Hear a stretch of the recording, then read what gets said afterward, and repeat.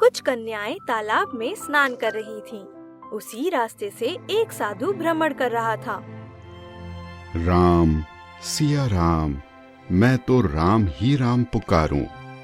राम, सिया राम, सिया राम, सिया राम, मैं तो राम ही राम पुकारूं। तभी वहाँ की झाड़ियों से एक हिरन निकलकर भागता है। वो दोनों स्त्रियां अचानक पीछे पलटकर देखती हैं, तो उन्हें वहाँ सिर्फ झाड़ी हिलती हुई दिखाई देती है और उन दोनों कन्याओं को ये महसूस हुआ कि कोई उन्हें स्नान करते देख रहा है। सखी, मुझे लगता है झाड़ी के पीछे से कोई हमें छुप के देख रहा है।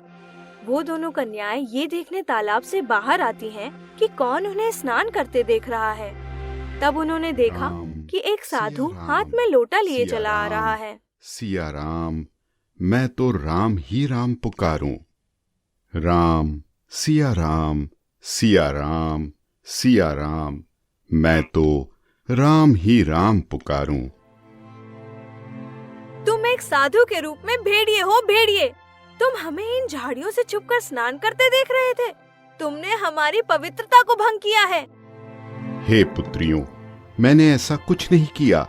मेरा विश्वास करो, मुझे तो ये भी ज्ञात नहीं कि यहाँ आप दोनों स्नान कर रही हो, अन्यथा मैं इधर से कभी ना आता। मेरा जल खत्म हो गया था, इस कारणवश मुझे यहाँ तालाब की ओर आना पड़ा। मैं तो प्रभु का भजन करते हुए ही चलता हूँ हमेशा, जिससे अनजाने में भी मुझसे कोई पाप न हो जाए।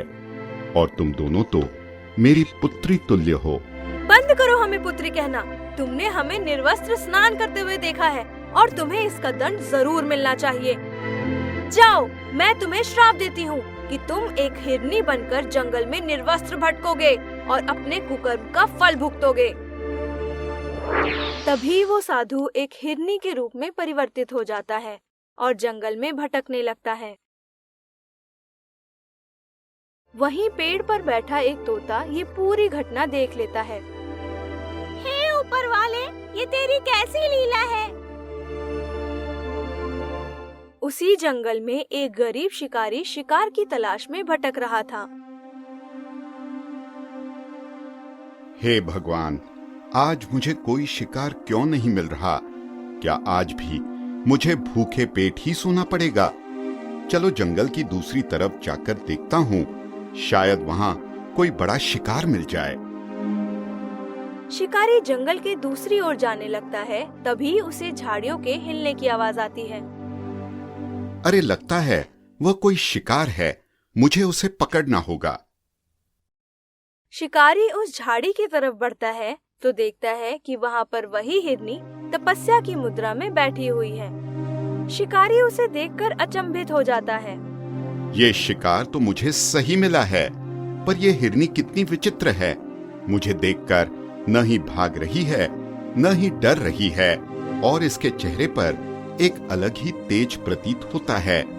ऐसा लगता है जैसे ये कोई मायावी जानवर हो। खैर, मुझे इससे क्या, मुझे तो इतनी आसानी से शिकार मिल रहा है। इससे अच्छा भला और क्या हो सकता है मेरे लिए। चलो जल्दी से इसे पकड़कर घर ले चलता हूँ। शिकारी उस हिरनी को पकड़कर घर ले आता है।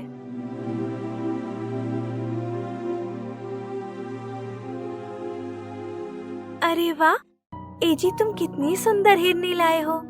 इसको देखकर तो लगता है जैसे ही कोई साधारण जानवर नहीं। इतना सुंदर जीव कहाँ मिला आपको? हे भाग्यवान, मत पूछो। ये हिरनी तो मुझे इतनी आसानी से मिल गई जैसे पुष्प को सुगंध। एजी, देखकर मन में दया का भाव आ रहा है। इसे ना खाने का मन हो रहा है, ना बेचने का। एजी, ये बहुत मासूम है। तुम ऐसा करो, इसे वहीं छोड़ाओ जहाँ से इसे लाए हो। हाँ, तुमने सही कहा।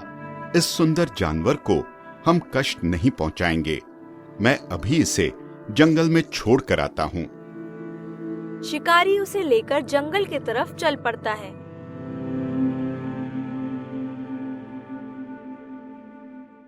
कुछ कुछ दूर चलने पर उसे एक पेड़ पर एक तोता बैठा दिखता है।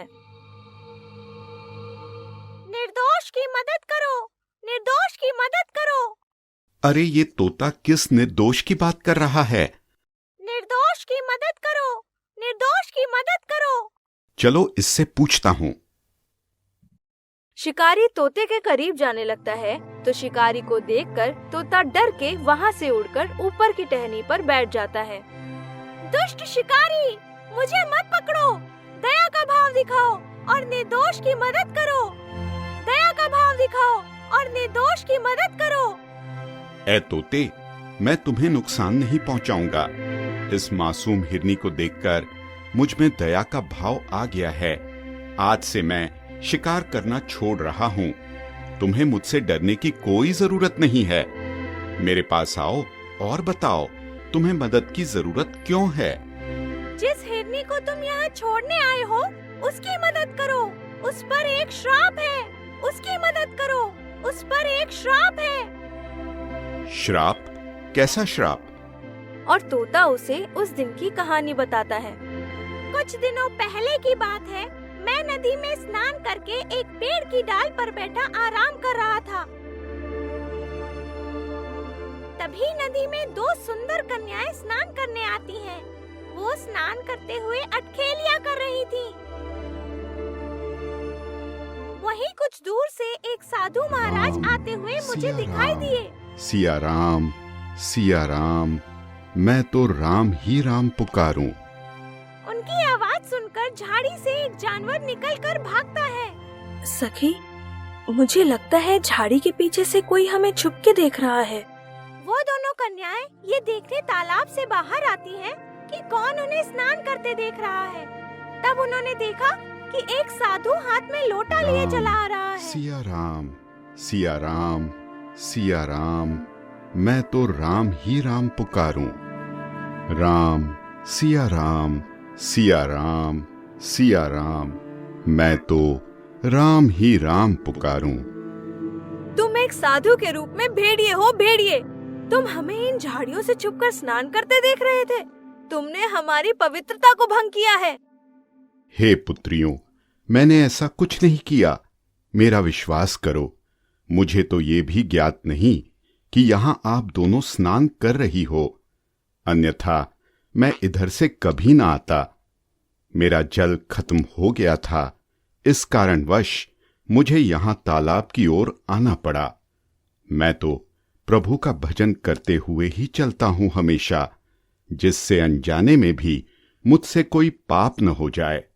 और तुम दोनों तो मेरी पुत्री तुल्य हो। मगर उन कन्याओं ने साधु का विश्वास नहीं किया। बंद करो हमें पुत्री कहना।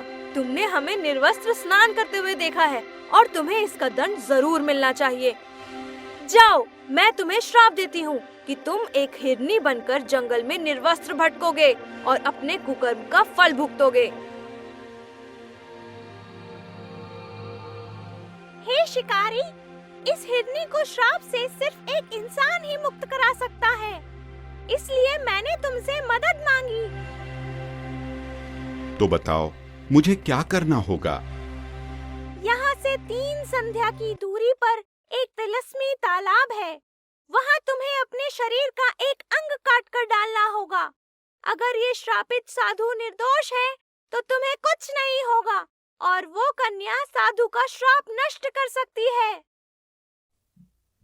ठीक है, मैं इनकी मदद अवश्य करूंगा। चलो अब हम उस तिलस्मी तालाब की ओर चलते हैं।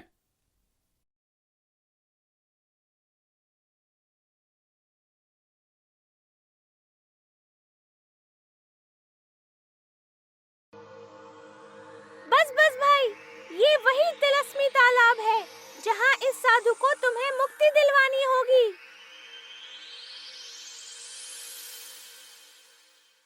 पर यहाँ तो कोई नहीं दिख रहा। वह कन्या कहाँ है? रुको, मुझे पता है उसे कैसे बुलाना है। परीक्षा की घड़ी आ गई है, तुम्हें आना होगा। कन्या, परीक्षा की घड़ी आ गई है, तुम्हें आना होगा। तभी वो कन्या वहाँ प्रकट हो जाती है। अगर मेरा श्राप मात्र धोखा है तो ये साबित करो। चलो मित्र, अब मेरी कही हर बात सच है तो तुम्हें कुछ नहीं होगा। शिकारी अपने शरीर का एक अंग काटकर उसे तालाब में फेंक देता है।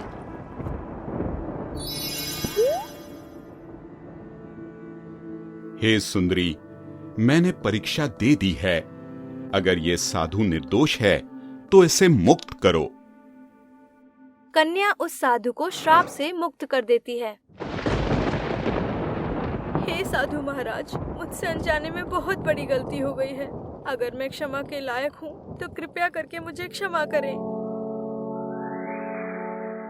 हे युवक, इस युग में तुमसे बड़ा दयावान मैंने आज तक नहीं देखा।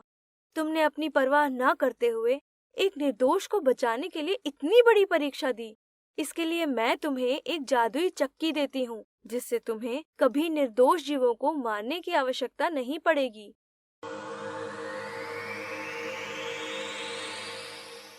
शिकारी सबका भला कर घर लौटता है और अपनी पत्नी को आज की घटना बताता है। पत्नी ये सब सुनकर बहुत प्रसन्न हुई और तोते को उसने पुत्र के रूप में अपना लिया।